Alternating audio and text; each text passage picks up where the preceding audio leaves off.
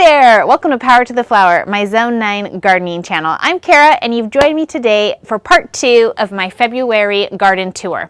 So the point of this tour is to just give you some idea of some great fall plants that you can plant that will bring you all the way through the winter months. It's February 26th today and I'm really excited about the way that a lot of these pots and plants turned out. I also want to follow up with you on some plants that I've been talking about over the mini seasons, and you can kind of look back on my videos if you'd like. So I hope this is really helpful.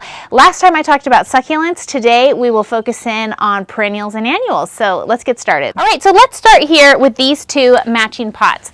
These pots are self-watering actually, which is a whole nother element to consider in our hot environment here in Zone 9. And I did leave them as self-watering pots over the winter, which is great to know because all of the plants in here did fabulously. They're kind of getting to the end of their best look, but they have been so bright and cheery over the entire winter and they were really simple. So I just used flowering kale, cyclamen, and pansies from Home Depot. I think I have 2 cyclamen here, 1 large flowering kale, and a 6-pack of yellow pansies in both of these pots. Those are all of the annuals. I'll be pulling all of those out over the next month or so and replacing them with something else. The plants that will stay are my thrillers here, which are Diplodina. They have red flowers and they will be coming back with those red blooms when we get some heat. And then I also have a leatherleaf fern in both of these. So you can see it over here. I divided it in the video when I planted these and you can see it's a little worse for wear in terms of some brown foliage, but honestly it's looking super great and I'm excited about how well it's done, and eventually I'm hoping that fern will take up this entire situation. In the meantime, I just add a little bit of color and I really love how these have turned out. Simple, easy, very accessible. All right, let's come on down here. Okay, this pot is another one that I've absolutely loved, and I have a matching one down there. Do you want to show them? So this pot was planted a year ago with this Lucky Lantern yellow abutilon. Abutilon is also known as, I think, the Chinese lantern flower. It's just simply elegant. It has these nice dark papery leaves and these beautiful yellow blooms. It has been blooming year-round. There was never a point in the season since this was planted last February that it hasn't bloomed. It's also very versatile. I had it in a full shade situation on my deck. I moved it down here in October or November and it got sun this entire winter. It's been fabulous. So this is a super fun thriller, and then underneath I cleaned out all of the plants that were planted underneath, which were annuals, and I again just used simple violas, cyclamen, a flowering kale again that's bolting, and 2 purple flowering kale on either side, and loved it. Again, so much color and fun for the entire winter. Very happy with this. And probably what I'm going to do over these next couple weeks is pull these bolting kales out and just let the cyclamen and the pansies violas carry on until the heat comes. The violas are going to go dormant in the heat, and that's when I'll probably pull them out because again, they're not very expensive. But if you want to, you could leave them and they would come back to flowering when the cooler weather comes in the fall. All right. Let's go over here. Okay, so here we have one of my new rock bed areas, and I have a video posted about making this rock bed as well as dividing this Boston fern, also known as a sword fern or Nephrolepis exalta, I think it's called.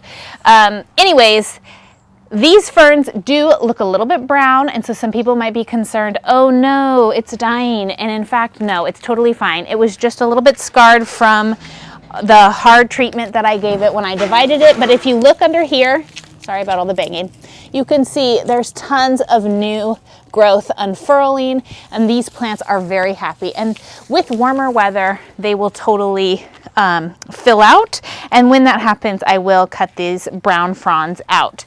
I also anticipate that by next season, their roots will be more established and they'll be better suited to handle the winter cold. These plants don't really like to get much below 35 degrees, and our lowest temperature was in January and it was 24 degrees Fahrenheit. And so I think that's part of the reason why there's so much brown on these newly divided plants. But if you have a look over here, I did leave a control. So this one I didn't touch and I left it out here. It was getting the same elements, like the same cold and wind and whatnot as those, and it has almost no browning. So it did fine. It's been in its pot for a couple years, and I think that just shows me these plants are pretty darn happy in our climate. Okay, so, oh yeah, and then let me show you also, this is where one of our little fairy gardens is located. This is Noah's. You can see our big pond here. Here's his little guy that he made, eating dinner and cooking. You can imagine when these fronds get a little bit bulkier, this will be a nice little hidden area. So this has definitely been a lot of fun. All right, and let me take you over here. I also wanted to share this area with you. This is kind of the raised wall area and the other rock bed. This plant is muscari, and it's a bulb. I planted 100 of them in the front here, and then I planted, I think, 180 ranunculus in the back area. So this all happened about the 6th of January, I think, and you're supposed to plant both of these bulbs when you're in our Zone 9 area in the fall for spring flowers. But I went for it anyways, and in the winter, and it's been so fabulous. The muscari came up within a couple of weeks just already, and it's just, all of them have sent a bloom up in the last couple days with the warm weather. The ranunculus are starting to show, and what I've learned about these two plants is that they do really well without summer water. So I feel like what I'm gonna do is probably pull up all of these bulbs and plant them in an area where I don't have any irrigation, because actually we do have irrigation here, and although this is going to be a great show for this year, I think that will be a great way of promoting these plants every year. And then this area back here was planted around the same time as the muscari, so maybe like at the beginning of January, and already we have so much growth. These big guys that look like huge lettuces are poppies, and they are annuals. I planted them to quickly fill the space and give spring/early summer color. Here we have cherry drumsticks, which I'm enjoying because it's a very small plant in terms of its width and can be tucked in anywhere. It's going to send up these huge allium globe-like hot pink balls in the summer. The cherry drumsticks is a perennial that should come back every year. One thing that I've noticed about this bed is that there is a lot of green, and so in the future I'm going to add in some more darker foliage like this Hamer Pandora. The other thing to point out is the little delphinium, which is right there under the cage. It's going to eventually be 4 feet wide, and that's going to be okay because all these huge poppies will be gone. And then I also here's some more of that Calibrachoa. It's going to look like that. They're putting on some growth and some new buds are coming. I also planted a few ranunculus in here. Sorry. So that's coming up. And then some low-growing ground cover. This will be super exciting in terms of a spring show. All right, let me take you over here. Another little simple idea. Just pots of pansies and violas. Color for winter. So, so, so, so pretty. All right, let's move down to this little bed down here, which I don't think I've told you much about. I love this plant. It's called Rose Marble Salvia. It is a super compact salvia, 1 foot tall by 1 foot wide. Salvias do great in our climate. They bloom almost year round. It's easy to prune them back in the winter down to their nubs, basically a few inches above the crown of the plant. I've planted a little drift here of 6. How fun they're going to be with their pink little heads.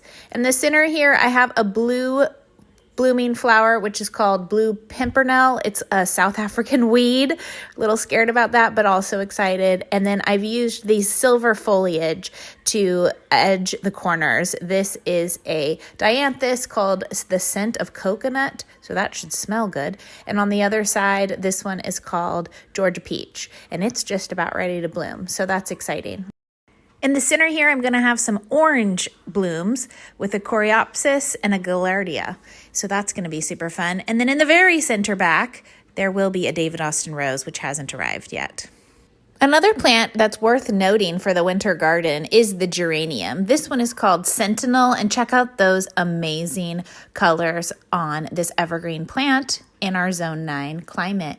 Chartreuse and red, it's beautiful. A fun fact about geraniums is that they are very easy to propagate. You need only snip off a stem, like I have here, and stick it in new soil, and it will begin to root in and start an entirely new plant. Another notable plant that's evergreen in our zone is the verbena. This is Verbena Dark Blue by Proven Winners, and it has stayed lovely and green all winter. And blooms will come as the weather warms up. So this is the last little area I wanted to follow up on. Here are my full shade pots that I put together in December with 4 hellebores in the center. There's a little bloom on one, and then 3 heucheras.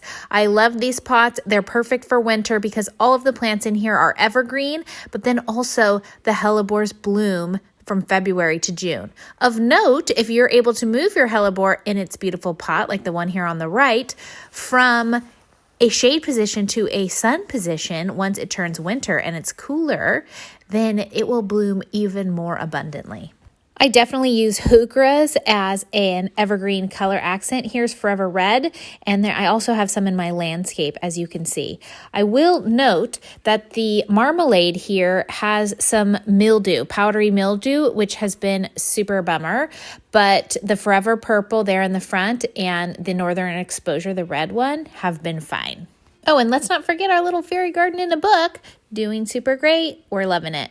That brings us to the end of this February garden tour. I hope this was helpful for you in terms of thinking about winter color that you can bring to your own backyard. You know, the reason why I do these videos is because when I started gardening, there wasn't a lot about Zone 9 gardens in terms of channels and gardeners posting a lot about Zone 9. So I thought, you know what, I'm just gonna do it because if I'm learning, then this is maybe something that somebody else would like to know about. So if this was helpful for you, I would love to hear back from you in terms of likes, subscriberships. You can follow me on Facebook or Instagram.